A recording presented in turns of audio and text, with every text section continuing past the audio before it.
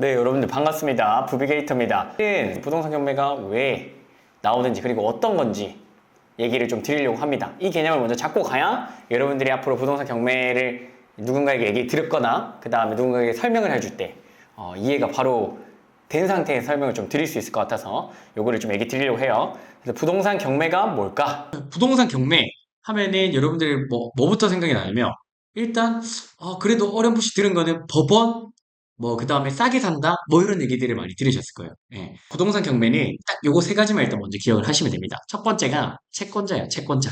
음. 채권자라는 거는 돈을 빌려준 사람을 얘기를 합니다. 그리고 두 번째는 채무자예요. 채무자는 돈을 빌린 사람을 얘기합니다. 돈을 빌리고 안 갚은 거죠. 근데 이제 이 채권자, 채무자가 있으면은 돈을 빌리고 안 갚은 채무자가 어디론가 연락이 안 되거나 돈을 갚겠다 하는데 시간이 6개월, 1년, 2년이 지나가는 거예요. 그럼 채권자 입장에서는 돈을 받아서 나도 생활비에 보태든 사업 자금에 쓰든 내가 어딘가에 써야 되는데 이 돈을 계속 안 갚는 거예요. 그래서 어떻게 된다? 채권자가 그 채무자에게 그 빌려준 돈을 받기 위해서 이 법원, 마지막 세 번째, 부동산 경매를 진행하는 이 법원에 도움을 신청을 한다라고 보시면 됩니다. 그래서 이 세 가지 주체가 가장 중요한데, 첫 번째가 이제 채권자, 돈을 빌려준 사람. 두 번째 채무자, 돈을 빌린 사람.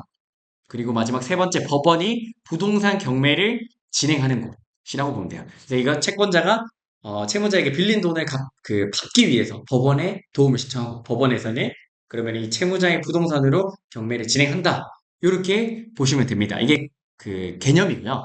지난번에 탐강에서 얘기 드렸던 그 장표를 하나 가져왔는데 흐름이 그냥 이렇게 된다라고 보시면 됩니다. 자, 첫 번째 아까 얘기 드린 대로 채무자가 채권자의 돈을 갚지 않았다. 그래서 채권자가 법원의 도움을 요청을 했다.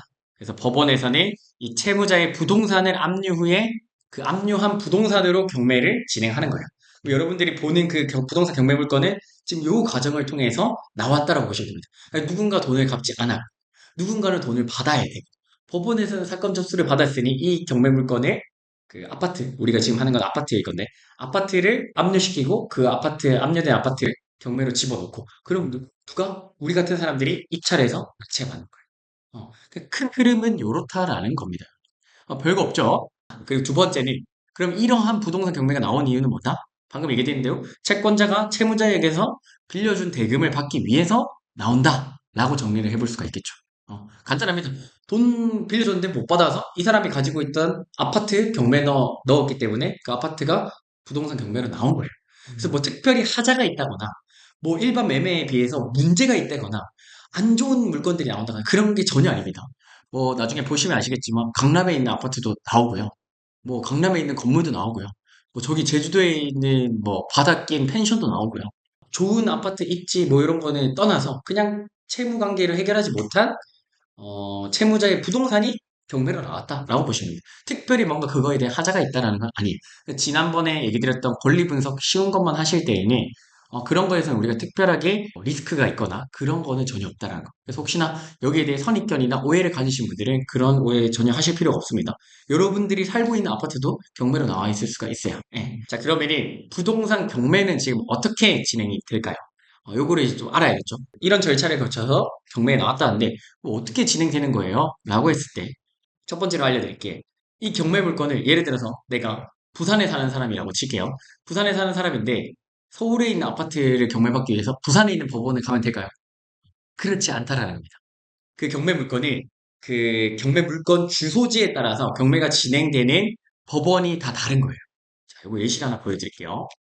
여기는 이제 부동산 경매 정보 그 아파트 경매 물건이 나오는 곳인데 예를 들어서 내가 울산지방법원에 가고 물건을 검색했어. 그러면은 자 울산 물건도 있지만 여기 뭐라고 돼 있어요?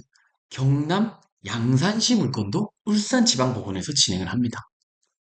아, 요거는 물건 주소지가 이제 울산이면은 보통 당연히 울산지방법원은 한 개니까 거기서만 진행을 하겠지만 경남에 또 양산에 있는 물건은 울산에서 또 진행을 합니다. 그리고 관할 법원 그 물건 주소지에 따라서 관할 법원이 다 달라요. 요거를 꼭 확인을 하셔야 됩니다. 자, 그러면은 지방에서는 이렇게 울산과 울산지방법원에서는 경남 양산 물건까지도 울산지방법원에서 진행을 하구나. 그거 확인을 어떻게 하냐면 자, 여기 적혀 있죠. 경매정보지를 클릭하면은 울산지방법원이라고 되어 있습니다. 그래서 요거를 꼭 입찰 전에 다시금 내가 어떤 법원에서 이 물건이 경매가 진행되는지 확인을 하셔야 된다라는 거. 자, 그러면 서울로 가보자. 자, 서울지법을 클릭하면, 자, 중앙, 동부, 서부, 남부, 북부, 이렇게 5개가 있어요. 자, 그럼 뭔 말이냐면, 자, 구로구에서 진행되는 경매 물건 클릭해봤더니 서울 남부지방법원에서 진행되는 거예요. 자, 그럼 마찬가지 다른 걸로. 그럼 성동구에 있는 아파트 물건을 봤더니 어떻게 됐다? 서울 동부지방법원에서 진행된다는 거. 이것도 구별로 진행되는 그 법원이 다르다는 걸 여러분들 지금 보여드리고 있는 거예요. 그래서 요거를 꼭 확인을 하셔야 됩니다. 자, 서울 강서구 거 보려고 했더니 어떻게 된다? 서울 남부지방법원 가셔야 된다. 어. 자, 서울 강남 대치동 물건 입찰하려고 하니까 서울 중앙지방법원. 그래서 꼭 내가 입찰하려는 물건을 보통 주소지로 먼저 체크를 하거든요. 이렇게 법원 말고. 보통은 지금 제가 법원으로 클릭을 했지만 주소지로 나 서울 사니까 서울에 있는 아파트 입찰할 거야 했을 때 예를 들어 강동구 거 입찰할 거야 했을 때 강동구 주소된 그 아파트의 이름이 쫙 나오는 거죠. 아파트 물건들이. 이거 클릭했을 때 어, 동부지방법원에서 진행된다는 걸 한 번 더 확인하셔야 된다. 예. 실제 내가 입찰할 때 이제 그렇다라는 얘기입니다. 그래서 물건의 주소지별, 뭐 동이면 동, 구면 구, 시면 시에 따라서 그 경매 물건 주소지에 따라서 진행되는 법원이 다르다라는 거.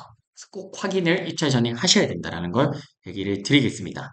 자, 두 번째는 방금 얘기 드린 거는 내가 직접 법원에 가서 입찰할 때 얘기죠. 경매 진행은 여러분들 법원에서 합니다. 일반 부동산에서 하는 건 아니고요. 그래서 그걸 얘기 드렸고, 직접 입찰에 대해서 얘기를 좀 드립니다. 직접 입찰 같은 경우는 원래 제가 한창 그 경매 입찰할 때까지만 해도 직장인들 같은 경우는 연차를 내고 해당 법원 뭐 지방이면 지방까지 뭐 KTX든 버스든 뭐 자차를 이용해서든 가서 입찰을 하고 거의 하루 정도가 이제 다 소진을 했었죠. 그럼 거기에 따른 교통비, 식비, 뭐 그 연차 그거 수당까지 다 날아가는 거죠. 그렇게 치면 그 한 번 입찰하는데 기회비용이 적게는 진짜 10만 원에서 많게는 20만 원 가까이도 들었었어요. 한 번 입찰할 때마다. 그런 단점이 있었는데 이제는 직접 입찰을 안 해도 됩니다. 최근에 저희 낙찰받았던 수강생 거의 90% 이상이 다 대리 입찰로 받았어요. 대리 입찰은 뭐냐면 실제 내가 법원에 그날 가지 않고도 대리로 입찰을 할 수 있는 서비스가 요즘에는 많이 생겼고 활용이 되고 있습니다. 그래서 경매 처음에 이제 경매를 안 하시는 분들 변명이 나는 너무 일이 바쁘고 우리는 연차를 마음대로 낼 수 없어서 경매를 못해요 하시는 분들이 있었는데 이런 변명이 이제 다 날아가는 거죠. 대리입찰 제도가 많이 생겼어요. 그래서 1125라는 카페랑 뭐 바토너 뭐 이런 카페에서 직접 법무사나 그 법무사에 일하고 계신 사무장님들 를 직접 연결을 해줘가지고 그분들을 통해서 대리 입찰할 수 있게끔 내가 서울에 살더라도 부산에 입찰할 수 있고 울산에 입찰할 수 있고 창원에 입찰할 수 있고 내가 부산에 살더라도 서울 뭐 경기도 충청도 대전 뭐 이런 데 다 입찰할 수 있게끔 대리 입찰 제도가 되게 잘 돼 있습니다. 물론 이제 그게 따른 비용은 있는데 10만 원 전후거든요. 그런다고 하더라도 연차 내고 교통비 쓰고 식비 내고 이런 것보다 훨씬 더 깔끔하고 내 에너지도 소진이 안 되고 어, 그래서 그런 부분에 있어서 되게 좋습니다. 그래서 연차를 꼭 쓰지 않으셔도 되고 지방 물건 또는 내가 지방 사람인데 수도권 물건도 충분히 입찰이 가능해졌다. 그리고 사이트 뭐 제가 간단하게 1125 대리 입찰 서비스 이렇게 치니까 이렇게 사이트가 나옵니다. 이거 클릭하시면은 이렇게 5분이면 대리 입찰 가능. 1125에게 대리 입찰해 주세요. 대리 입찰 신청. 공동 입찰도 가능하고. 서비스 지역. 경쟁자 없는 논산, 공주, 의성까지도 된다고 합니다. 법무사가 없는 제천, 영동, 안동, 장흥, 서산, 여주까지 됩니다. 자, 이제 여러분들 직장인분들 변명을 하실 그 공간이 없습니다. 그래서 어쨌든 11만 원이라 돼 있네요. 이거는 영업 언제 내가 신청하느냐에 따라 조금씩 차이가 있는 걸로 알고 있긴 합니다. 그래서 뭐 이렇게 하시면 되고 이거 말고도 뭐 바토너라는 사이트도 있었고요. 여기서도 최근에 저희 수강생들 많이 이용하고 있습니다. 이거 2개 사이트에서 대리입찰, 공동입찰 뭐 이런 식으로 신청하는 거는 문제가 없으니까 여러분들 대리입찰 제도 꼭 활용을 잘 하시고 경매하는데 전혀 문제가 없어졌습니다. 그렇게 생각을 하시면 될 것 같고요. 그 다음에 부동산 경매는 어떤 순서로 입찰을 할까를 좀 얘기를 드리려고 했어요. 예, 부동산 경매는 어떤 순서로 입찰할까? 순서대로 설명을 좀 드릴 테니까 요거대로만 따라오시면 돼요. 자, 첫 번째는 자, 아까도 얘기했지만 부동산 경매는 경매 물건 들어갈 물건을 먼저 찾아야겠죠. 그래서 첫 번째로 방금 제가 얘기 드렸던 무료 또는 유료 사이트에서 물건 검색을 먼저 하시면 됩니다. 그래서 앞전에 제가 얘기 드렸지만 유료 사이트가 왜 좋은지에 대해서 설명을 드렸습니다. 모르시는 분들은 1강 보고 오시면 되고요. 그래서 부동산 경매 물건을 검색했어. 그리고 내가 마음에 드는 좀 싸 보이는 물건이 생겼어요. 자, 그랬을 때 바로 이거를 입찰하는 게 아니고 시세 조사하는 게 아니고 뭐다? 권리 분석 한번 해야죠. 권리 분석하는 이유는 이 경매 물건을 낙찰받았을 때 우리가 혹시나 낙찰자가 물어줘야 될 게 있는지 없는지, 하자가 있는지 없는지 체크하기 위함입니다. 등기부등본을 보면서 그 권리 분석을 깔끔하게 마쳤어. 그래서 이 경매 물건은 문제가 없대요. 자, 그랬을 때 뭐다? 이제 시세 조사를 해야겠죠. 얼마인 줄 알아야 입찰가를 쓰고 얼마나 더 싸게 낙찰받을지를 결정하니까요. 그래서 세 번째는 시세 조사를 하셔야 됩니다. 그래서 네이버, 부동산, 호갱노노, 아파트 실거래가 뭐 이런 사이트들을 이용해서 이거 실제 시세가 얼마인지 그리고 부동산 전화 또는 임장까지 가셔서 시세가 얼마인지 체크를 하시면 되고요. 네 번째는 입찰가 산정입니다. 시세가 이제 정확히 정해졌으니까 그래도 이 시세가 2억이라고 했을 때 우리는 2억보다 뭐 2천만 원 싸게 살 거야. 3천만 원 싸게 살 거야. 그러면은 2천만 원 싸게 산다고 하면은 1억 8천을 쓰면 되는 거고 입찰가를 3천만 원 싸게 사겠다 하면은 1억 7천을 쓰면 되겠죠. 그래서 이 입찰가 산정하는 단계까지 오시면은 뭐 거의 끝난 거예요. 그래서 입찰가를 산정하시고 그리고 마지막에 어떻게 해요? 대리 입찰을 하든 직접 입찰을 하든 법원에 가시든 이렇게 해서 낙찰을 받으면 끝이에요. 그래서 전체적인 흐름을 그렇게 어렵지 않습니다. 물론 세부적으로 디테일하게 시세 조사나 입찰가 산정에 대한 어떤 디테일한 부분들은 있습니다. 그런 부분들은 우리 본강이나 다마고치 신청해 주신 분들께는 제 노하우를 아낌없이 알려드리고 있고요. 지금 여기서 풀기에는 유료 내용들이 조금 너무 많아서 어쨌든 여기까지만 얘기를 드리고 입찰가 산정하는 거는 사실 근데 내가 모의 입찰을 얼마나 많이 하느냐에 따라서 실력이 좀 달라지긴 합니다. 그래서 되게 많이 여러분들께서 모의 입찰을 하시면 될 것 같고 그리고 마지막으로는 낙찰 받으시면 이제 그 다음에는 명도 그 다음에 전월세 세팅 또는 바로 매매 사업자를 한다거나 또 여러 가지 방법이 있죠. 그래서 그거는 앞에 제가 영상에서 많이 조금 얘기를 드렸었고요. 요 흐름으로 간다라고 보시면 됩니다. 그래서 부동산 경매가 뭘까라는 거에 대해서 오늘 좀 얘기를 드렸는데 요런 흐름으로 가신다고 보시면 돼요. 크게 어려울 게 없습니다. 전체적인 틀을 제가 잡아드렸고 부동산 경매는 이것 때문에 경매가 나오고 이런 채권 채무 관계를 없애기 위해서 진행이 되는구나. 그리고 부동산 경매의 순서는 이렇게 흐름으로 보면 되는구나 라는 걸 여러분들 오늘 알려드렸습니다. 우선 제일 첫 번째 오늘 여러분한테 알려드릴 내용은 부동산 경매를 하려면 우선 부동산 경매 물건을 볼 줄 알아야겠죠. 이 경매 물건을 보려면 뭘 봐야 된다? 그 부동산 경매 물건에 정보가 담긴 부동산 경매 정보지를 보실 줄 알아야 되는 겁니다.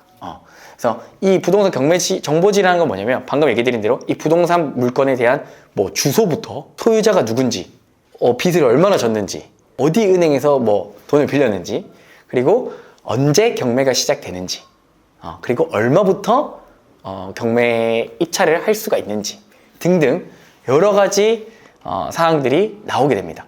그것들을 먼저 보셔야 되겠죠. 그래서 첫 번째는 경매 정보지를 보는 방법에 대해서 여러분들한테 설명을 드리려고 합니다. 이 경매 정보지에는 우리가 두 가지가 있는데요. 첫 번째는 유료, 여러분들이 싫어하는 유료, 돈을 내야 되는 유료가 있고요. 두 번째는 무료가 있어요. 그러면은 굳이 유료를 쓸 필요가 있을까요? 라고 질문하시는 분들이 계실 거예요. 근데 이제 여기에 숨은 장단점이 있겠죠. 일단 첫 번째로 무료 같은 경우는 대법원에서 제공해주는 사이트가 있습니다.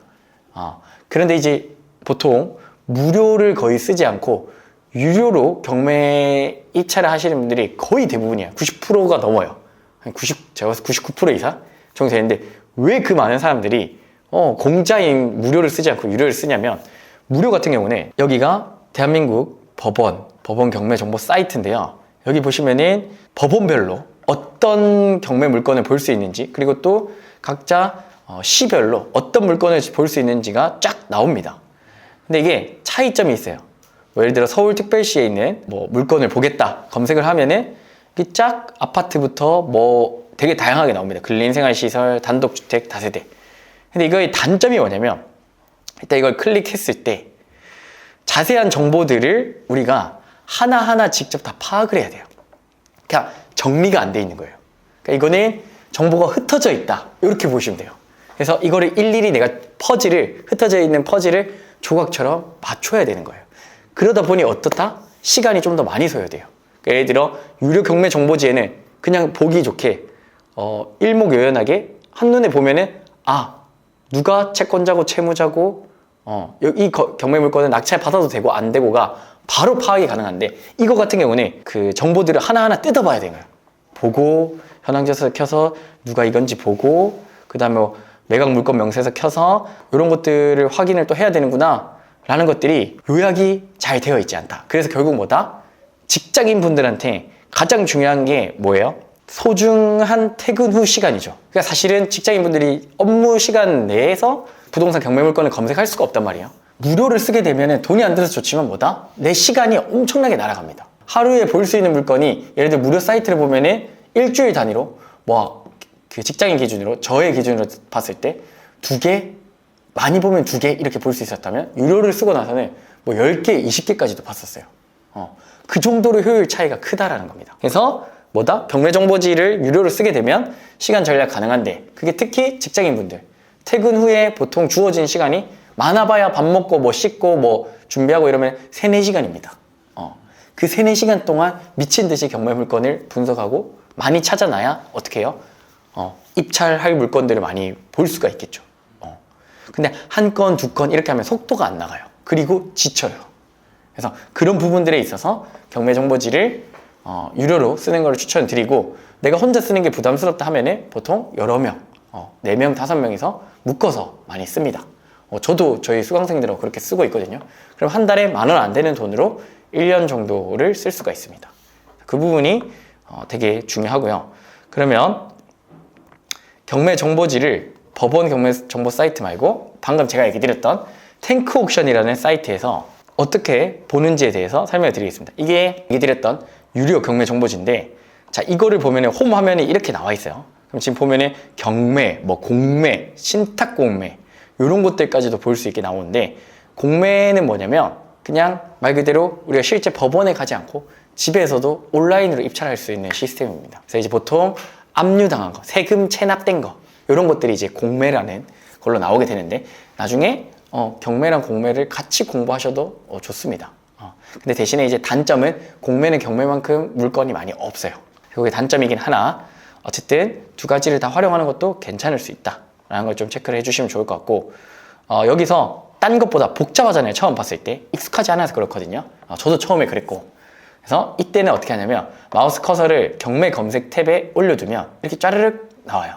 그렇게 됐을 때 여기서 종합 검색 탭을 클릭해주면 완전 쉽게 경매 물건을 서칭해 볼 수가 있는 겁니다. 그래서 주소별로도 볼 수 있고 이렇게 법원별로도 볼 수가 있어요. 근데 보통 법원별로 보기보다는 주소별로 보는 게 훨씬 더 빨리 찾을 수가 있어요. 왜냐면 법원별로는 이게 서울중앙지방법원에서 진행되는데, 내가 이게 중앙지방법원에 어느 구가 속하는지 정확하게 모르잖아요.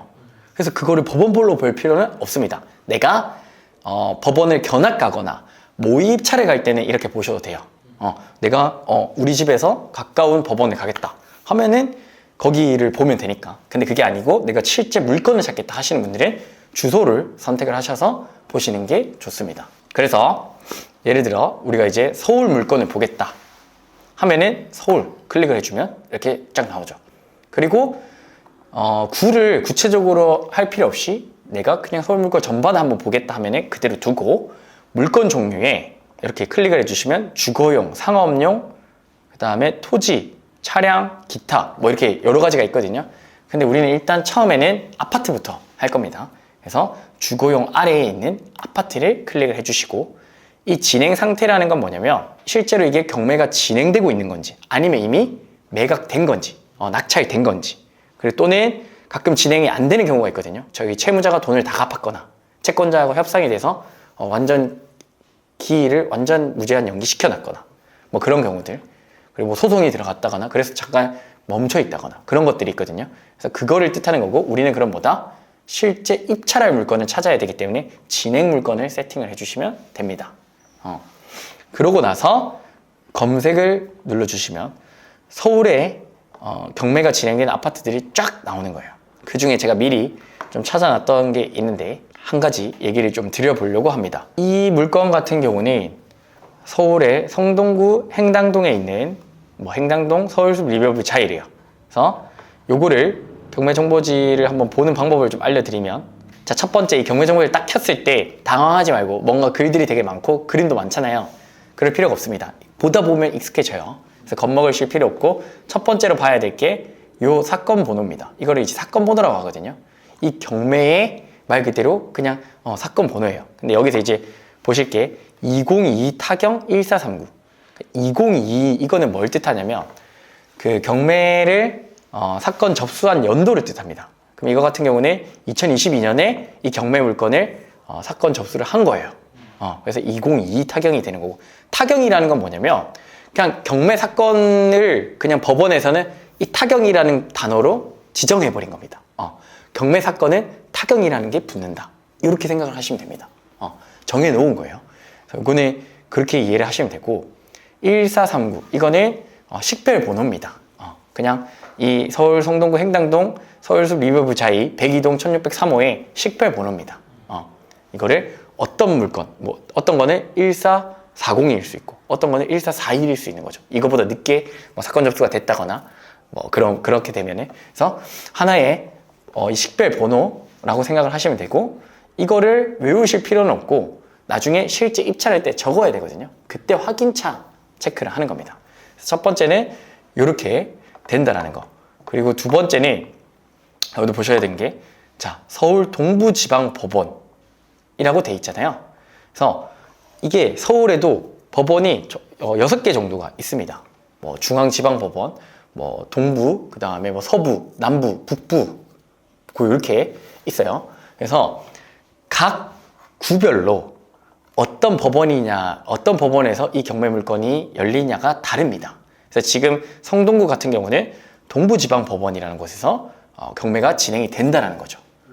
예를 들어 근데 서초구 물건이야. 그러면 그건 어디 쓰냐면 서울중앙지방법원에서 경매가 진행이 됩니다. 그런 것처럼 실수하지 않게 내가 그냥 우리 집 근처에 있는 법원에 가는 것이 아니라 이 구의 경매 물건의 주소에 맞는 법원을 확인을 하셔야 된다는 거. 그래서 이거 같은 경우는 동부지방법원에서 진행이 되네요.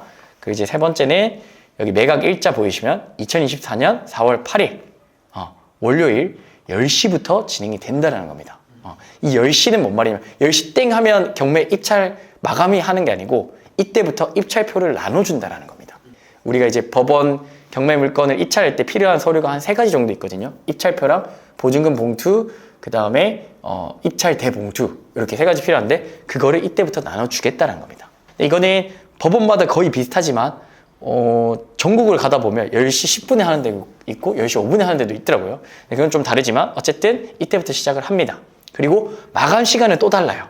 그러니까 입찰표를 내는 마감 시간. 그거는 보통 10시 10분에서 10시 30분 사이. 그보다 더 뒤에인 데도 있고 그렇습니다. 그래서 그거는 이 해당 그 법원에 문의를 하시게 되면 확인하실 수 있거나 그냥 네이버에 검색만 해도 나옵니다. 서울 동부지방법원 입찰 마감 시간. 이렇게만 검색해도 나오실 거예요. 그 시간 안에 이걸 전부 다 내야 되는 거죠. 그래서 그렇고요. 그 다음에 이렇게 뭐예요? 네 번째로 주소가 나오죠. 성동구 행당동 102동의 1603호 서울숲 리버뷰 자이. 이런 서울숲 리버뷰 자이의 102동 1603호가 경매로 나왔구나 라는 걸 체크하실 수 있는 겁니다. 그리고 그 다음에 봐야 될 게 건물 면적에 이게 이제 평수를 얘기합니다. 이 아파트 평형. 아파트도 여러분들 10평이 있고 20평이 있고 30평이 있고 40평, 50평 다 있잖아요. 그거를 보여주는 거예요. 이거 같은 경우는 이해하기 쉽게 25평이라고 나와 있지만 이거는 이제 사실상 그 25평은 우리가 실제 거주하는 공간을 얘기를 합니다. 그래서 우리가 34평이다, 24평이다 하는 이 평수는 이거보다 더 큰 공급 면적을 얘기를 합니다. 그래서 이거 중요한 개념은 나중에 디테일하게 좀 설명을 드리고, 오늘은 그냥 이게 84제곱이라는 거는 우리가 아는 34평이라고 생각을 하시면 좋을 것 같습니다. 59제곱은 24평. 이렇게만 기준을 잡고 물건을 먼저 보셨으면 좋겠습니다. 그리고 그 다음에 소유자, 채무자, 채권자가 나오는데, 소유자 이렇게 나오죠. 확인하는 거예요. 채권자, 캐피탈 이렇게 확인을 해서 이 물건은 소유자, 채무자 같구나 이런 거 정도 확인하시고, 그 다음에 디테일하게 감정가, 최저가, 보증금 이 감정가라는 거를 좀 설명을 좀 드리면, 감정가는 일단 뭐냐면 감정평가사가 전문직입니다. 여러분들 아는 뭐 흔히 회계사, 세무사, 변리사 뭐 이런 것처럼 감정평가사 전문직인데, 이 아파트의 객관적인 가격을 매긴 거예요. 이 감정평가사 분들이. 그 근거는 되게 여러 가지가 있는데, 어떤 시점에 이 아파트가 어떤 가격이었다로 추정하는 경우도 있고, 이 주변 거래 사례를 토대로 지금 시세가 얼마다, 우리가 매기는 거랑 비슷하긴 해요. 근데 다만 이게 아셔야 될 게 시세랑은 다를 수 있다는 게 중요한 포인트입니다. 감정가를 시세로 생각하시는 분들이 되게 많으신데, 그게 아니고 시세랑 다를 수가 있어요. 첫 번째 이유는 아까 얘기했던 시점. 이거 아까 2022년에 경매 사건 접수를 했겠죠. 그럼 2022년에 감정평가사분들이 이 아파트 가격을 매겼을 거란 말이죠. 근데 지금 2022년 아파트 가격과 2024년 서울 아파트 가격이 또 다르단 말이에요. 그렇기 때문에 그 시점의 차이 때문에 가격이 시세랑 감정가랑 다를 수가 있고요. 두 번째는 이 감정평가사분들이 객관적으로 매겼다 하더라도 그분들이 매긴 어떤 근거가 되는 것들하고 지금 디테일하게 시장에서 시세 형성하는 거랑은 차이가 있을 수 있거든요. 무조건 있을 수밖에 없어요. 그렇기 때문에 어떻다? 감정가는 시세가 아니다. 그냥 참고 사항인 거예요. 요 정도 바운더리 안에 있구나. 예를 들어 시세가 5억이면 이 사람들이 감정평가 5억 3천에 매겼으면 그 정도 바운더리 있구나. 5억 5천에 매겼어. 5억이 시세야. 그 정도. 그렇게 보시면 됩니다.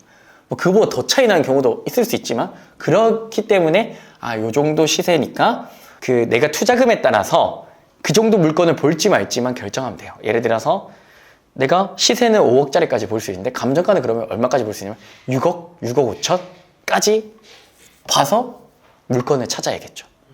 네. 왜냐하면 감정가보다 시세가 더 낮게 책정되는 경우가 좀 많기 때문에, 그러면 감정가를 좀 더 올려서 나는 물건을 보면 되는 거예요. 그 기준으로 잡으시면 됩니다. 그래서 감정가는 그 부분이고, 그래서 이것도 똑같이 19억 9천에 감정가가 매겨졌지만 지금 최저가라는 건 뭐냐면 이 경매에 입찰할 수 있는 가장 낮은 금액, 이 금액 이상 써야 된다가 최저가예요. 그랬을 때 12억 7,300이죠. 그러니까 감정가랑 지금 얼마 차이 나요? 7억 가까이 차이 납니다. 그래서 이런 차이가 있을 수 있다. 그리고 보증금은 이 경매에 입찰하기 위해 최소한의 금액인 거예요. 그래서 그게 보통 이 최저가의 10%가 필요합니다. 근데 보통 많은 분들이 이거 실수하는 게 있는데, 이 보증금을 최저가의 10%가 아니고 내가 쓸 입찰가의 10%를 쓰는 거예요. 예를 들어 내가 이거를 15억에 입찰할 거야. 그 보증금을 1억 5천 쓰시더라고. 그러면 안 됩니다, 여러분들. 최저가의 10%가 보증금이에요. 입찰 보증금. 그거를 참고를 꼭 해주셨으면 좋겠습니다. 많은 분들이 이걸 실수를 해요. 또 이렇게 듣고도 실수할 수가 있습니다. 참고를 꼭 해주시고, 그리고 여기서 포인트가 하나 있어요. 자, 저 같은 경우는 이 물건에 만약에 투자로 들어간다고 했을 때는 입찰하지는 않을 것 같아요. 왜 그러냐면, 자, 이거에 지금 대략적인 호가 시세가 한 17억 정도에 나와 있더라고요. 근데 시세가 17억이면 이미 그 전 차에 들어갔어도 1억 정도 싸게 살긴 했어요. 뭐 조금 아쉬울 수는 있지만 금액대에 비해. 그래도 그게 어딥니까, 여러분들. 1억을 싸게 살 수 있다는 거는 경매니까 가능한 거예요. 여러분들이 부동산에 가서 1억 깎아달라고 하면 절대 깎아주는 소장님과 매도자가 있을 수가 없습니다. 그게 바로 경매의 장점이에요. 근데 그럼에도 더 싸게 살 수 있죠. 근데 이런 것들은 보통 위치가 좀 괜찮고 충수도 좀 괜찮다 보니까 아마 이 금액보다는 훨씬 더 높게 될 거예요. 15억대거나 조금 더 오버슈팅이 될 가능성이 높아요. 16억대로 될 수도 있습니다. 정확하진 않지만. 그러니까 그 전 회차 가격을 넘길 수도 있어요. 그럼 위치가 좀 괜찮고 좀 깔끔하잖아요. 여기 연식이 5년밖에 안 됐습니다. 그리고 뭐 여기 성동구 행당동 위치도 뭐 괜찮고 브랜드도 있고 세대수도 다 괜찮고, 그렇기 때문에 깔끔하고 위치가 좀 괜찮은 애들은 마진이 조금 더 줄어들 수도 있어요. 금액대가 높다고 하더라도. 그리고 추가적으로 경쟁률을 좀 봐야 되는데, 조회수 경쟁률. 이게 조회수거든요. 이 경매정보지 누른 조회수. 오늘만 지금 시간이 2시인데 8명이 누른 거예요. 이거를 탱크옥션 기준으로 얘기 드릴게요. 다른 경매정보 사이트랑 완전 다릅니다. 탱크옥션 기준으로 얘기 드리면 오늘 이 기준이 4 이상 넘어간다? 그럼 저는 웬만하면 입찰을 하지 않습니다. 4 이상 넘어간다, 오늘. 그리고 더 중요한 건 평균, 2주 평균인데 이게 이미 10이면은 사실상 입찰자가 제가 최소 20명 이상이 되지 않을까, 요즘 같은 분위기로. 그래서 이것 또한 4위 이상 된다? 잘 보지 않아요. 그러니까 저는 이런 거 무조건 패스합니다. 왜? 내 시간 낭비거든요. 그냥 저번 주에도 우리 수강생분들하고 법원에 갔어요. 구로구 개봉동에 있는 아파트가 나왔었는데 시세가 한 6억 중반인데 27, 8명인가? 들어와가지고 6억 1천에 받아갔어요. 6억 시세가 한 6억 4천, 5천 되는데 근데 거기서 금액을 썼던 사람들이 되게 다양했거든요. 4억 중반을 쓴 사람도 있었어요. 근데 4억 중반부터 5억대까지가 20몇 명이었어요. 6억대 이상 쓴 사람이 3명인가? 밖에 안 돼요. 무슨 말이냐면 여러분들이 경매를 공부했고 배웠다고 하지만 4억대, 5억대 중반, 제가 봤을 때 5억대 중반 이하로 쓴 사람들은 경매를 다시 공부하셔야 됩니다. 그러니까 안 될 거를 하고 있으신 거예요. 냉정하게 얘기하면. 그렇게 입찰가를 써서는 지금 서울에서 낙찰 받기가 어렵습니다. 그럼 뭐다? 경매하지 말라는 얘기예요? 이 얘기가 아니고 눈을 다른 데로 돌리거나 조금 더 어려운 물건을 하거나 지역을 바꿔야 돼요.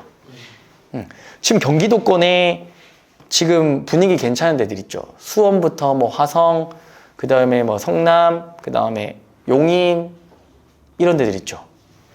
그런 데들은 작년에 제가 그렇게 하라고 했을 때 했어야 되는 것이고 지금은 경매를 하기가 쉽지 않습니다. 그래서 어떻게 하냐면 저희 수강생들 지방에 가요. 앞으로 그 상승 여력이 훨씬 더 있으면서 마진도 남길 수 있는 그런 곳들을 눈여겨봐서 거기에 지금 베팅을 하는 게 맞지 않나라는 게 일단 제 생각입니다. 지금 서울 경기권에서 경매로 사겠다? 그러면 아니면 아예 내가 실거주로 사겠다? 그럼 방금처럼 조금만 마진, 몇 천만 원, 이 조금은 아닌데 사실 몇 천만 원이라는 돈이 사실 조금은 아닌데 어쨌든 경매 지금 입장에서는 3, 4천만 원 이 정도 차익만 가지겠다 하는 분들만 지금 가셔야 돼요. 물론 이게 지금 제가 촬영을 하고 나서 몇 개월 뒤에 또 바뀔 수도 있어요. 그럼 그때 가서 얘기 드릴게요. 어쨌든 이거는 시황이 계속 변하기 때문에 이거를 트렌드를 읽어야 됩니다, 여러분들. 이거를 읽지 못하고 자꾸 내가 경매를 했다, 어디 물건을 보겠다, 얼마의 마진 남기겠다. 그러면 낙찰 받기가 어렵습니다, 여러분들. 계속 폐찰하는 거예요. 그래서 이 전략을 여러분들 알고 있어야 됩니다. 그래서 이런 조회수나 지금 분위기, 낙찰가 분위기를 여러분들이 알고 있어야 돼요. 그냥 무턱대고 가면은 뭐다? 폐찰하고 연차 쓰고 아니면 대리 입찰하시면은 비용 나가고 그러다가 포기하는 분들이 많아요. 그래서 어쨌든 배우시려면 제대로 부비게이터에게 배우셔야 된다, 여러분들. 아시겠죠? 그거를 모르고 입찰을 하시면 안 됩니다, 여러분들 진짜. 그 부분 되게 중요해요. 예. 그래서 어쨌든 이거 4월 8일에 12억 7천에 시작을 한다. 그리고 내려오면은 임차인 현황. 임차인 따로 없다. 임차인이 있으면은 임차인하고 우리가 명도 내보내는 걸 해야 되는 거고 없다. 이러면은 뭐다? 그냥 소유자, 점유자가 있겠구나. 라는 거 확인하시면 됩니다. 그리고 이제 내려와서 건물 등기를 보면서 말소 기준 권리 분석을 하는 거죠. 따로 찍어서 하겠습니다. 그래서 이거 같은 경우는 안전한 물건이다 라고 보시면 됩니다. 은행에서 돈을 빌려서 못 갚았다라는 얘기예요.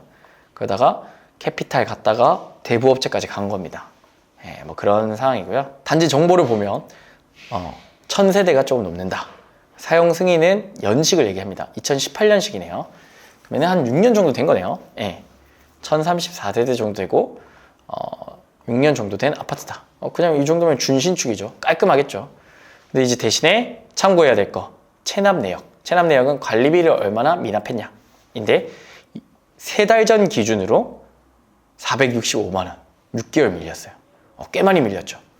요거는 입찰가에 우리가 좀 빼줘야 돼요. 그래서 그 부분까지 체크를 하면 됩니다. 왜냐면 이 관리비 미납분은 낙찰자가 인수하긴 합니다. 근데 다 하는 게 아니고 이 관리비는 세 가지로 나뉘는데 첫 번째가 공용, 두 번째 전용, 그 다음에 연체료. 이 중에서 낙찰자는 공용 부분만 인수를 하면 됩니다. 그래서 이거를 관리사무실 여기에 전화를 하셔가지고 공용, 전용, 연체료 이거를 따로 이 호실에 얼마인지 그리고 또 4월달 기준으로 얼마인지를 체크를 한 번 더 하셔야 됩니다. 아마 더 늘어났겠죠.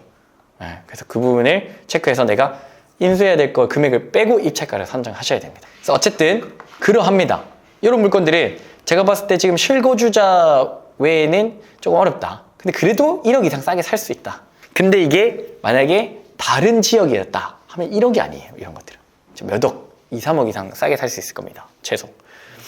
그런 차이가 있습니다, 여러분들. 그래서 오늘 포인트는 경매정보지 보는 것과 플러스 지금 내가 서울의 경매물건을 보시는 분들은 투자로 들어가기에는 이미 타이밍이 제 기준에서는 반박자가 이미 늦었습니다. 그렇기 때문에 다른 지역을 검토해 볼 줄 알아야 된다는 거. 근데 그 다른 지역에 충분한 기회가 더 많습니다. 그러니까 작년 초에 서울의 경매로 봤을 때는 제가 항상 얘기 드렸지만 5억짜리 막 3억 5천에 낙찰받고 8억짜리 6억에 낙찰받고 그게 지금 또 몇 억이 올랐고 이미 기회를 가져가셨거든요, 그분들이. 그럼 작년 서울 같은 지역이 어딘지를 보셔야 된다는 겁니다. 여러분들, 지금 이미 오른 걸 보지 말고 안 오른 곳, 덜 오른 곳에 그렇게 될 곳을 찾아서 경매로 낙찰받아야 여러분들이 큰 수익을 가져갈 수가 있다는 겁니다. 자, 여러분 반갑습니다. 오늘은 2강 권리 분석하는 법을 얘기를 드리려고 하는데요. 그 전에 여러분들 1강 내용 기억나십니까? 일단은 제가 경매 정보지 보는 방법을 먼저 알아야 된다고 했죠. 그래야 우리가 경매 물건을 분석하고 시세 조사하고 입찰가를 정할 수 있기 때문입니다. 그래서 첫 번째로 뭐 간단하게 복습 한번 하고 들어가면 첫 번째 뭐 보라고 했죠? 자, 경매 정보지를 딱 켰어요. 여러분들이 사이트 들어가서 그럼 첫 번째로 사건 번호를 확인해 준다. 2023 타경 1364. 2023이라는 거는 뭐다? 사건 번호를 접수한 연도를 뜻한다. 1364는 그냥 식별 번호라고 보시면 됩니다. 이걸 외울 필요는 없다고 했어요. 입찰표 쓸 때 그때 적어야 되기 때문에 확인하는 겁니다. 두 번째는 주소. 서울 노원구 상계동 상계주공 아파트 몇 동 몇 호. 요거는 제가 지금 일부러 가려놓은 곳이고, 그래서 어쨌든 주소를 한번 확인해 주시면 됩니다. 아까 몇 동에 몇 호 물건이 나와 있다 라는 거 확인하시면 되고, 그 다음에 세 번째가 건물 면적이었죠. 건물 면적 같은 경우는 전용 면적, 그러니까 실제로 우리가 사용하는 공간으로 표시가 되어 있기 때문에 59, 뭐 58 이런 거는 뭐다? 우리가 흔히 얘기하는 24평 정도로 이해해 두시면 됩니다. 그리고 여기에 84가 나왔다. 84에 가까운 제곱이 나왔다. 그러면 한 34평 정도로 보시면 돼요. 일단은 우선은 이렇게 개념을 잡으시면 될 것 같고, 그래서 이거 같은 경우는 뭐 한 20평대 초반 정도 되겠다 라고 보시면 됩니다. 그래서 고로 하고요. 그 다음에 넘어가서 소유자, 채무자, 채권자. 소유자, 채무자가 같은 것 같고요. 채권자는 뭐 보통 은행이나 대부업체, 뭐 저축은행, 간혹 개인인 경우도 있습니다. 뭐 그거는 그냥 체크 사항이고요. 네 번째고, 다섯 번째는 감정가, 최저가, 보증금 확인한다고 했죠. 그래서 감정가 같은 경우는 감정 시점에 따라서 시세와 다를 수가 있기 때문에 감정가를 꼭 시세라고 생각하시면 안 된다는 거 체크를 해두시면 됩니다. 감정평가사가 매긴 금액인데 보통 이건 2023년에 이 사건 접수를 했잖아요. 2023년하고 2024년 4월인 지금 아파트 가격이 다를 수가 있겠죠. 그렇기 때문에 한 번 더 체크가 꼭 필요한 부분입니다. 최저가는 이제 경매에 참여할 수 있는 가장 낮은 금액을 얘기를 합니다. 그래서 보증금은 이 최저가의 10%가 있어야 된다는 거 꼭 요거를 확인하셔야 됩니다. 그래서 요거의 10% 금액을 수표로 준비를 하시고 나면 입찰을 하실 수가 있다라는 거. 그래서 이거는 1차가 3월 5일, 지난달 3월 5일에 6억 6,500에 진행됐는데 아무도 안 들어와서 유찰이 됐고 5억 3,200에 시작하는 거다라고 보시면 됩니다. 그래서 내려와서 임차인 하나 한번 체크를 해주시고요. 임차인 따로 없고 소유자가 그대로 점유를 하고 있다고 보시면 됩니다. 그래서 이거는 별도의 특별한 권리 분석이 필요 없는 부분이고, 임차인 관련해서는 내려와서 오늘 우리가 이제 집중적으로 배울 게 이 건물 등기부 등본을 보고 권리 관계를 따져보는 거를 배울 거예요. 이렇게만 얘기하면 어려워 보이죠. 저도 처음에 겁나고 무섭고 했지만 사실 이거를 여러분들 이 영상 보시고 나면 되게 쉽게 10초도 안 돼서 할 수 있게 제가 도움을 드리려고 합니다. 그래서 오늘 메인은 이거고요. 그래서 이걸 넘어가서 어떻게 하면 된다? 단지 정보를 확인해서 몇 세대가 있고 몇 개 동이 있고 층수는 몇 층부터 몇 층까지가 있는지 등등을 확인하시면 됩니다. 그리고 가장 중요한 사용 승인일, 이거는 뭐 입주한 연도라고 보시면 돼요. 1988년 5월이다. 굉장히 노후화된 아파트라고 보시면 됩니다. 그래서 보통 30년이 지나면 재건축을 할 수 있는 이제 길이 열리거든요. 그러하지 않겠냐라고 생각해 볼 수가 있는 거죠. 그리고 보통 상계동 같은 경우는 거의 재건축 추진을 앞두고 있는 또는 재건축이 진행되고 있는 곳들이 되게 많이 있습니다. 그래서 그 중에 하나 아파트가 나왔다고 보시면 될 것 같고요. 그리고 체납내역, 관리비가 얼마나 미납되어 있는지. 그래서 관리비 미납이 최소 뭐 3개월에서 6개월이 넘어버렸다 하면은 집 상태가 되게 좋지 않을 수도 있겠다라고 판단을 해볼 수도 있고, 수리비를 우리가 100% 가늠할 수는 없지만 어느 정도 수리비를 입찰가에 반영을 해야겠다, 뭐 이런 근거가 되기도 합니다. 그래서 이런 부분들을 여러분들이 체크를 하시면 되고, 2월 20일 조사한 거니까 입찰하기 전날 꼭 한 번 더 여기 관리사무실 전화번호 전화하셔서 확인을 하셔야 된다는 거 체크를 하시면 됩니다. 그래서 이렇게 경매 정보지 보는 방법을 알려드렸었고요. 아까도 얘기했지만 오늘 메인은 뭐다? 권리 분석입니다. 권리 분석이라는 건 뭐냐면 말 뜻을 보면 되게 분석해야 되고 어려울 것 같고 복잡할 것 같지만 사실은 여러분들이 하는 쉬운 난이도에 있어서 권리 분석은 너무 쉽습니다. 한 번만 들어보시면 바로 파악이 가능하실 거예요. 그래서 이 권리 분석의 뜻을 얘기 드리면 아까 얘기한 등기부 등본. 등기부 등본이 뭐냐면 이 아파트에 대한 소유권 현황이라든지 소유권을 언제 사고 언제 팔았고 얼마에 사고 얼마에 팔았는지 그리고 대출은 얼마나 해놨는지 이런 것들을 볼 수 있는 게 등기부 등본인데 이 등기부 등본을 보고 우리가 이거를 경매에 입찰해서 낙찰받았을 때 문제가 있는지 없는지를 검토하는 거다라고 보시면 돼요. 우리가 이걸 낙찰받았을 때 돈을 낙찰자가 물어줘야 될 게 있는지 없는지 판단하는 작업을 권리 분석이라고 합니다. 그거를 이제 뭘 보면서 한다? 등기부 등본을 보면서 하는 거예요. 그렇게 어렵지 않습니다. 되게 쉬운 것만 오늘은 대표적인 권리 분석하는 예시만 좀 드리려고 해요. 결국 뭐다? 방금 제가 얘기 드렸던 게 이 권리 분석을 하고 낙찰자가 낙찰을 받았을 때 물어줘야 될 게 있는지 없는지를 얘기를 한다 했잖아요. 이걸 단어로 표현하면 소멸되냐 인수하냐 요 차이야. 그러니까 물어줘야 될 게 있는다는 건 뭐죠? 그러면 고로 인수한다. 낙찰자가 이 권리를 인수해야 되는 거예요. 근데 소멸된다는 거다 우리가 물어줄 게 없다는 거예요. 소멸은 없어진다는 뜻이고 인수는 우리가 그대로 그걸 떠안아야 된다는 뜻이니까. 그러니까 그것만 확인하시면 돼요. 권리 분석할 때. 이걸 우리가 소멸되는 건지 인수되는 권리인지만 등기부 등본을 보고 체크를 하면 되는 건데 등기부를 보면서 한다고 했죠. 그래서 이게 그렇게 어렵지가 않습니다. 왜냐면 소멸되는 권리가 좀 더 많아요. 그리고 우리가 보는 물건의 대부분 한 80% 이상은 이 권리 하나로 다 소멸이 되기 때문에 이것만 알아도 80% 이상의 권리 분석이 지금 마무리가 되는 거거든요. 이걸 확인하는 이유에 대해서 여러분 이유를 알아야 여러분들 이거를 체크할 수 있으니까 경매는 왜 이걸 보면서 확인해야 돼? 일반 매매는 그렇지 않거든요. 보통 매매를 한다고 하면은 그 소장님이 떼주는 등기부 등본이랑 그 다음에 법무사가 잔금 쳐주고 뭐 하는 그 작업하면은 은행이랑 뭐 크로스 체크하고 하면은 크게 뭐 체크할 게 그렇게 많지 않아요. 이렇게 권리 분석을 할 필요는 없거든요. 근데 경매는 일반 매매랑은 다르죠. 어쨌든 거기 안에 뭐 이제 채무자가 지녔던 갚아야 될 돈들이 되게 다양한 형태로 있다는 말이에요. 은행에서 돈을 빌린 걸 수도 있고 개인한테 빌렸을 수도 있고 이게 날짜에 따라 또 다르고 그리고 이게 압류가 들어갔을 수도 있고 세금 체납이 얼마 되는지도 모르니까 뭐 그런 것들을 이제 한 번에 쫙 정리를 해서 이게 소멸되는 건지 인수되는 건지 한 번 더 작업을 한번 해야 된다는 겁니다. 일반 매매 물건이 아니기 때문에 그렇게 개념을 잡으면 좀 쉬울 것 같아요. 그래서 어떤 권리가 숨어 있을지 모르니까 입찰하는 사람 입장에서 이걸 낙찰받았을 때 소멸하는지 안 하는지 인수를 하는지 체크를 할 필요가 있기 때문에 이 권리 분석이라는 작업을 해주고 입찰을 하셔야 된다는 겁니다. 아시겠죠? 근데 그게 그렇게 어렵지가 않다. 왜 어렵지 않냐면 아까도 얘기했지만 이게 소멸되는 건지 인수되는 건지만 체크하면 된다 했죠. 그 소멸되는 거에 가장 대표적인 그 단어가 뭐냐면 말소 기준 권리라고 합니다. 이 말소 기준 권리라는 애가 등기부 등본 그 소유권 이전 다음 맨 앞에 나오게 되면 어떻게 된다? 나머지 뒤에 권리가 한 100개 정도가 있어도 우린 그거를 신경 쓸 필요가 없다는 거예요. 걔를 포함해서 전부 다 소멸되기 때문에 그래요. 그래서 이 말소 기준 권리라는 애만 등기부 등본에서 맨 앞에 찾으면 어떻게 된다? 이 아파트 경매 물건은 깔끔하다라고 보시면 돼요. 경매 물건은 전부 다 없어진다, 소멸된다라고 보시면 되는데 그 말소 기준 권리의 대표적인 단어가 뭐냐면 근저당이에요. 근저당. 근저당 들어보셨죠? 쉽게 얘기하면은 그냥 은행에서 대출 받으면 등기부 등본에는 근저당이라 기록이 됩니다. 뭐 저당, 근저당 뭐 이런 얘기가 있지만 오늘 그걸 심화해서 듣기에는 여러분들이 머리가 아플 수 있으니 그냥 편하게 보통 다 근저당으로 설정이 되거든요.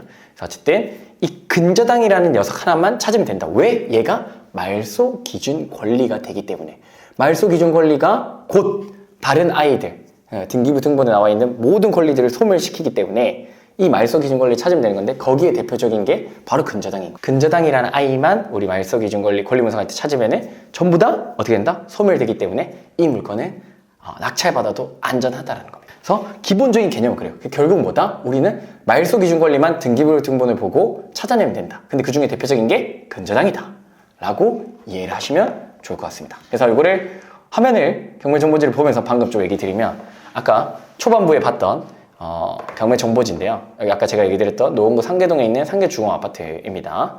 이거 같은 경우는 깨끗한지 입찰 전에 경매 정보지를 한번 쫙 봤다면 그때 이 물건을 입찰해도 될지 말지 결정하는 거는 뭐다? 얘가 인수해야 될 게 있는지 없는지 판단을 하고 난 다음에 입찰을 하는 거거든요. 자, 그렇게 봤을 때 건물 등기가 한 아래 정도 있습니다. 경매정보제 아래. 그리고 건물 등기를 보면은 이게 아까 제가 얘기드렸던 등기부 등본이라고 보시면 돼요. 등기부 등본의 요약본이라고 보시면 됩니다. 그럼 지금 여기 보면은 이거를 하나하나 다 뜯어볼 필요는 없습니다. 1996년에 이분이 원래 소유주신가 봐요. 한 20년 가까이 이 아파트를 들고 계셨네요. 전땡땡 씨가 매매로 사신 거예요. 그러고 나서 한 번도 대출이 없다가 24년이 지난 후에 근저당권 설정에 대출을 한 거예요. 아까 제가 뭐라고 했죠? 소유권 이전 다음에 가장 빠른 근저당이 나오면 뭐다? 이 권리는 말소 기준 권리가 돼서 얘를 포함한 나머지 모든 권리가 사라진다라고 얘기 드렸습니다. 사라지게 되면은 뭐다? 이 물건은 안전한 물건이에요. 낙찰자가 낙찰받아도 인수를 할 게 따로 없다라는 겁니다. 그래서 이 물건을 입찰하면 되는 건데 어떻게 딱 정확하게 근저당이 있죠. 그럼 얘가 말소 기준 권리가 되고 친절하게 또 여기 적혀 있습니다. 말소 기준 등기가 된다. 그래서 또 친절하게 여기 소멸이라고 적혀 있어요. 요거를 포함해서 나머지 권리가 근저당이 하나 더 있죠. 이거 신경 쓸 필요가 없다는 거예요. 여기 가압류 있죠. 필요 없다는 겁니다. 얘가 말소 기준 권리이기 때문에 나머지 권리를 뭐다? 싹 다 없애버린다는 겁니다. 그래서 이 물건을 깨끗하기 때문에 시세만 잘 파악해서 입찰가를 적고 낙찰을 받으면 된다라는 겁니다. 여러분들 헷갈릴 수 있으니까 한 개만 더 해보도록 하겠습니다. 기름 뉴타운 10단지 아파트가 나와 있습니다. 이거 똑같이 아까 얘기한 대로 사건 번호부터 경매정보지 받는 방법은 이제 여러분들 아셨으리라 생각하고, 그래서 소유자, 채무자, 채권자 다 확인하고 6억 5천부터 시작이 되네요. 아마 입찰 경쟁이 좀 치열할 것 같긴 한데 시세보다 좀 싸서 요거를 권리 분석, 입찰해도 될지 말지를 판단하겠다 하면은 요거를 켜놓고 권리 분석을 하시면 됩니다. 그럼 아까 뭐죠? 소유권 이전 다음에 근저당이 보인다 라고 했을 때는 뭐다? 말소 기준 권리가 되기 때문에 뒤에 근저당, 가압류 있는 거는 신경 쓸 필요가 없다. 왜? 얘가 말소 기준 권리고 얘를 포함한 나머지 뒤에 권리들은 전부 다 사라지기 때문에 뭐다? 안전한 물건이다 라고 보시면 됩니다. 그리고 이 물건은 이제 뭐다? 시세 조사를 해서 입찰가만 잘 선정을 해서 낙찰을 받으러 가시면 끝이에요. 그래서 생각보다 여러분들 권리 분석 때문에 어려워서 포기하시는 분도 많은데 경매 권리 분석 여러분들이 하는 초보자들이 하는 그 권리 분석은 되게 쉽습니다. 심플합니다. 그래서 그 진입장벽을 사실 뭐 이런 유튜브나 이런 데 되게 어려운 것처럼 나오지만 생각보다 심플하다. 쉬운 것만 했을 때 기준이긴 합니다. 그래서 되게 쉽죠? 이 영상만 봐도 여러분들이 이제 경매 물건 나온 거에 권리 분석은 이제 전부 다 끝나는 거예요. 요거 말소 기준 권리. 나머지 권리가 이렇게 많지만 우리랑은 상관없다는 겁니다. 낙찰자와는. 그래서 이런 물건은 똑같이 시세 조사하고 입찰하면 끝이지. 대신 이게 소멸되지 않고 아까 얘기했던 인수되는 권리들이 또 있어요. 이거는 다음 3강에서 여러분들한테 얘기 드리도록 하겠습니다. 오늘은 그거에 이어서 말소 말고 인수되는 권리도 또 있다는 거예요. 이런 머리가 좀 아픈 것 같은데 혹시나 이번 3강이 이해가 안 되시는 분들은 그냥 제가 알려드리는 단어들만 나오면은 뭐다? 피하면 돼요. 끄면 됩니다. 요게 정확하게 내용을 여러분들이 당장에 이해하기가 쉽진 않을 수 있기 때문에 그냥 제가 알려드린 단어만 꼭 피하시면 돼요. 그렇게 이해를 하시고 너무 스트레스 받을 필요가 없어요. 이런 것들은 여러분들 어차피 지금 당장 입찰하기에는 어려운 물건들이기 때문에 이런 게 나오면 난 그냥 입찰 안 하면 된다 라고 생각을 하시면 됩니다. 그래서 인수되는 권리라고 했는데 이 권리라는 거는 우리가 이제 일반 매매가 아니고 경매 물건이다 보니까 말소가 되는 권리가 있고 인수되는 권리가 있는데 인수는 말 그대로 우리가 낙찰자가 이걸 낙찰받았을 때 이 권리를 떠안아야 되는 거예요. 예를 들어 이게 금액이라고 했을 때 1억이야. 1억을 더 떠안아야 돼요. 나는 3천만 원 더 싸게 샀다고 생각을 했는데 알고 보니까 1억을 더 물어줘야 돼. 그럼 얼마죠? 마이너스 7천만 원인 거예요. 그래서 요거를 여러분들이 아셔야 된다는 겁니다. 그래서 오늘 그거 피해야 될 거에 대해서 좀 얘기를 드릴 건데 이 인수되는 권리는 한 4가지 정도가 대표적이에요. 첫 번째 뭐 선순위 전세권, 두 번째 가처분, 유치권, 법정지상권 4가지가 있는데요. 자, 여기 말이 어렵죠? 단어를 다 외울 필요도 없고 그럴 필요도 없습니다. 지금 그냥 적어두세요. 메모해 두시면 됩니다. 선순위 전세권. 여기서 배당을 요구하지 않은 이라는 선순위 전세권이 있는데 경매정보를 켰는데 선순위 전세권이라는 권리가 설정돼 있어. 그럼 뭐다? 그냥 끄시면 됩니다. 간단하게 설명드리면 우리 전세 계약을 하면은 전세 이거를 보통 2년 정도 계약하죠. 전세 계약하고 이 돈을 보증금을 돌려받을 권리를 전세권이라 하는데 그게 앞에 순위에 걸려 있으면 선순위 전세권이 앞선 순위, 등기부등본의 앞에 순위에 걸려 있으면은 이것도 낙찰자가 인수를 해야 될 수도 있다는 거예요. 그 전세 보증금을 우리가 물려줘야 될 수도 있어요. 그 사람이 돈을 다 못 돌려받으면. 근데 뭐 이런 내용인데 여러분들이 모르겠으면 지금 요거 그냥 적어만 놓고 아 이런 거 나오면 나는 그냥 입찰하지 말아야지 라고 생각하시면 된다는 겁니다. 다 아실 필요가 없어요 전혀. 두 번째는 가처분인데 그냥 이 경매 물건에 문제가 있다 라는 거를 알려주는 내용입니다. 그래서 이것도 여러분들이 어떻게 된다? 나오면 36개 줄행랑을 하시면 된다라는 겁니다. 그래서 두 번째, 세 번째는 유치권. 유치권도 뭐 말 그대로 이제 공사업자들이 공사를 해줬는데 그 주인한테, 땅 주인이든 그 건물 주인이든 땅이랑 건물 같은 주인이든 그 사람한테 공사 대금을 못 받아서 나 공사 대금 돌려받아야 돼요 하는 게 유치권인데 이것도 나오면 뭐다? 도망가시면 됩니다. 끄면 돼요. 우리는 안전한 물건, 모든 게 말소되는 2강에서 배웠던 물건들만 하면 돼요. 대신에 근데 이런 것도 알아둬야겠죠.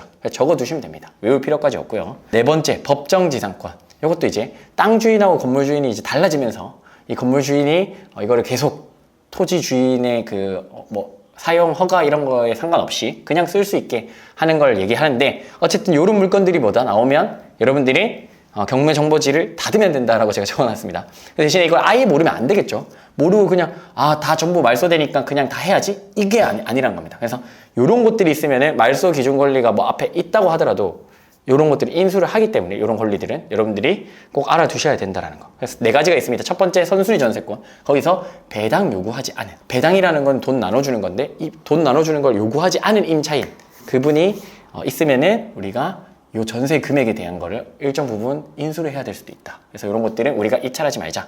두 번째 가처분, 그 부동산에 문제가 있다라는 걸 경고하는 걸 의미하는데 이것도 끄면 된다. 세 번째 유치권, 공사대금 못 돌려받은 공사업자들 돈을 우리가 또 물어줘야 될 수도 있다. 네 번째 법정지상권, 땅 주인하고 건물 주인하고 달라졌을 때 건물을 가진 사람이 그냥 땅 주인 허락 없이 그냥 그대로 쓸 수 있는 거, 건물을 그대로 이용할 수 있는 거를 얘기를 하는데 요것 또한 뭐다? 나오면은 끄면 된다는 겁니다. 요런 애들이 나오게 되면 여러분들은 그냥 살포시 경매정보지를 끄고 내가 할 수 있는 것에 집중을 해서 쉬운 물건들만 먼저 하시면 돼요. 요런 것들은 나중에 여러분들이 내공이나 실력이 쌓여서 요런 물건들을 하고 싶을 때 그리고 경쟁이 너무 세서 난 돈을 더 많이 벌고 싶어 할 때 공부하시면 됩니다. 그러면 방금 요거에 대한 거를 우리 경매정보지에서 한번 좀 찾아보면 자, 서울에 있는 아파트 진행 물건인데 방금 얘기 드렸던 딱 뭐예요? 빨간 글씨로 지금 뭐라고 나와 있어요? 유치권이라는 게 나와 있습니다. 물론 요거 같은 경우는 크게 유치권에 큰 문제가 없을 거라고 제가 미리 판단을 하긴 했었는데요. 건물 등기를 보면은 말소 기준 권리가 근저당권 2007년 설정이 돼서 나머지는 다 소멸되면서 안전한 물건이다 라고 생각할 수 있지만 여기 주의사항에 유치권 여지 있음. 2024년 4월 9일 누군가가 유치권 신고서를 제출했습니다. 그래서 뭐 이렇게 복잡하게 돼 있죠. 자, 어쨌든 요게 유치권이 진위 여부는 따져봐야 되겠지만 맞을 수도 있고 아닐 수도 있는데 그거를 지금 여러분들 레벨에서 할 필요가 없다는 겁니다. 이런 거 그냥 살포시 꺼주면 돼요. 그리고 아까 얘기했던 선순위 전세권이라고 돼 있죠. 선순위 전세권. 이런 것들도 이런 뭐다? 끄면 됩니다. 선순위 전세권. 그래서 보증금 전액을 매수인이 인수할 수 있다. 이렇게 빨간 글씨. 자, 인수라고 돼 있죠. 소멸이 아니고. 그래서 이런 것들은 뭐다? 말소 기준 권리보다 앞에 되어 있는 선순위 전세권 같은 경우도 인수해야 될 수도 있으니 여러분들이 이런 것들은 일단 지금 최대한 하지 말자라는 얘기를 드리는 겁니다. 아시겠죠? 그래서 여기까지만 예시를 좀 보여드리고 이런 것들이 나오면 뭐다? 끄면 됩니다, 여러분. 자, 그리고 한 가지 더 알아둬야 될 거 중요한 포인트인데 대항력이라는 개념이 있어요. 대항하다. 대항할 수 있는 힘을 대항력이라고 하겠죠. 자, 그랬을 때 임대인이나 새로운 매수자 또 새로운 낙찰자 등에게 자기 보증금이 있죠. 임차인의 입장에서. 임차인의 입장인 겁니다. 그래서 보증금을 돌려받기 전까지 이 임대차 계약이 계속해서 효력이 있다라고 주장할 수 있는 걸 대항력을 가졌다라고 표현을 합니다. 그래서 결국에 뭐다?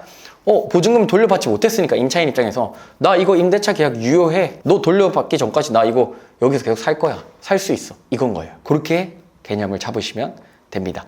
근데 이게 이제 왜 우리가 알아야 되냐면 낙찰자 입장에서는 요 대항력 있는 임차인 물건을 낙찰받았을 때 이 사람이 보증금을 다 돌려받지 못한 돈을 우리가 물어줘야 될 수도 있다라는 겁니다. 아시겠죠? 그래서 이 대항력 있는 임차인도 뭐 공부하면 이거는 조금 쉬운 개념이긴 하지만 혹시나 내가 헷갈리고 잘 모르겠다 하시는 분들은 요것도 빨간 글씨로 되어 있으니까 넘어가시면 돼요. 근데 일단 어쨌든 개념을 알아두자라는 겁니다.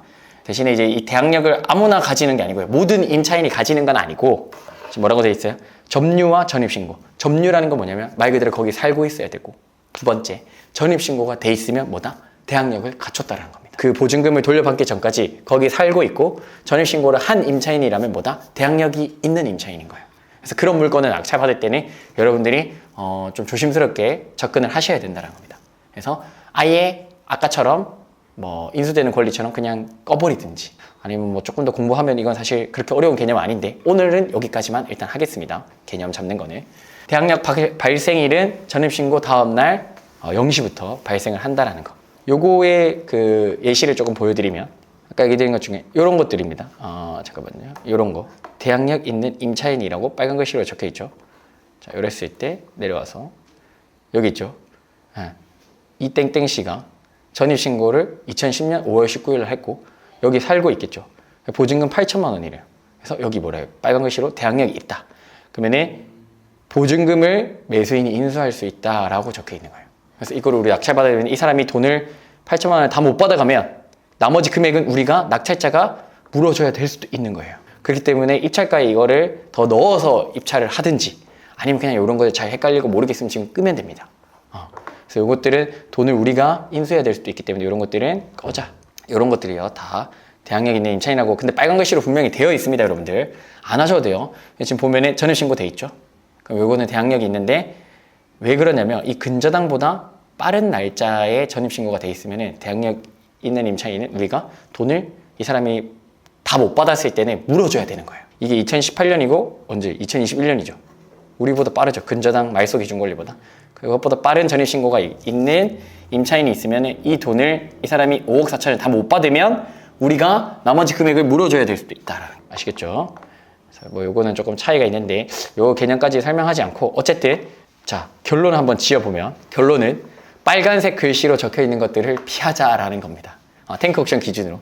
여러분들이 지금 초보자라고 했을 때는 아까 제가 처음에 얘기 드렸던 말소 기준 권리만 아셔도 되고 인수되는 권리는 그냥 적어두시고 뭐다? 그냥 피하면 돼요. 그렇게 생각하시고 빨간색 글씨 대항력 있는 임차인이나 뭐 선순위 전세권 그 다음에 유치권, 뭐 법정지상권 이런 것들은 여러분들이 입찰을 안 하시면 됩니다. 그 외에 물건들이 너무 많아요. 이런 물건들은 10% 미만입니다. 그래서 90% 넘는 물건들에 여러분들이 입찰을 먼저 하고 경험치를 쌓는 게 여러분들의 투자의 방향에 있어서 훨씬 속도가 나올 겁니다. 어쨌든. 자, 그래서 여러분들 오늘 인수되는 권리에 대해서 알아봤고 다음 4강에는 왜 경매 물건들이 나오고 경매가 어떤 것인지에 대해서 좀 설명을 드려보려고 합니다. 그럼 다음 4강에서 만나 뵙도록 하고요. 부비게이터 영상 좋아요와 구독 부탁을 드리고 그리고 지금은 우리 경매 다마고치 계속 모집을 하고 있습니다. 그래서 계속 시세보다 뭐 3천만 원, 5천만 원, 7천만 원 이렇게 싸게 사서 바로 매매 사업자 내신 분들 매도하고 있고 수익을 계속 내고 있습니다. 근데 이게 언제까지 갈지는 몰라요. 그래서 혹시나 관심 있고 내가 꼭 한 건에 낙찰 받겠다 하시는 분들은 경매 다마고치 문의 주시면은 친절하게 알려드리도록 하겠습니다. 오늘 영상 여기서 마무리하도록 하고요. 여러분들 다음 4강에서 만나 뵙도록 하겠습니다. 감사합니다.